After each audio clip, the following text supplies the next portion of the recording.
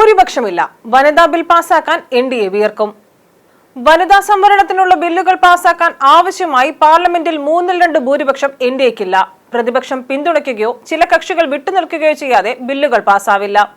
ലോക്സഭയിൽ എൻഡിഎക്ക് 293 അംഗങ്ങളാണുള്ളത്. 54%. പ്രതിപക്ഷത്തിന് 233 സീറ്റുകളുണ്ട്. ഭരണഘടനാ ബില്ലുകൾ പാസാക്കാൻ ഹാജരായി വോട്ട് ചെയ്യുന്നവരുടെ 2/3 ഭൂരിപക്ഷം ലഭിക്കണം. ലോക്സഭയിൽ മുഴുവൻ പേരും ഹാജരായി വോട്ട് ചെയ്താൽ 2/3 ഭൂരിപക്ഷത്തിനും 360 സീറ്റുകൾ വേണം. 7 പേർ സ്വതന്ത്രരും 7 പേർ YSR കോൺഗ്രസ്, മജ്ലിസ് പാർട്ടി, ശിരോമണി, അകാലിദൾ എന്നിവയിലുമാണ്. ഇവരാകട്ടെ ഇതുവരെ പിന്തുണയും അറിയിച്ചിട്ടില്ല. ലോക്സഭയിലെ 2 വലിയ പ്രതിപക്ഷ പാർട്ടികളെങ്കിലും വോട്ടിംഗിൽ നിന്ന് വിട്ടുനിന്നാൽ എൻഡിഎക്ക് ബില്ല് പാസാക്കാൻ സാധ്യതയൊരുങ്ങും. സമാജ്വാദി പാർട്ടി, തൃണമൂൽ കോൺഗ്രസ്, DMK എന്നിവയിൽ ഏതെങ്കിലും 2 പാർട്ടികൾ വിട്ടുനിന്നാൽ സർക്കാരിന് സൗകര്യമാകും.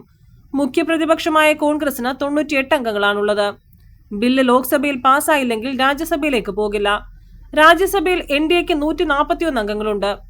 ആകെ സീറ്റുകളുടെ 58%. പ്രതിപക്ഷത്തിന് 83 അംഗങ്ങളും രാജ്യസഭയിലുണ്ട്. കോൺഗ്രസിന് 28, തൃണമൂൽ കോൺഗ്രസിന് 13, AAPക്ക് 10, DMKക്ക് 8 എന്നിങ്ങനെയാണ് രാജ്യസഭയിൽ പ്രതിപക്ഷത്തിന്റെ ശക്തി. News bureau, Delhi.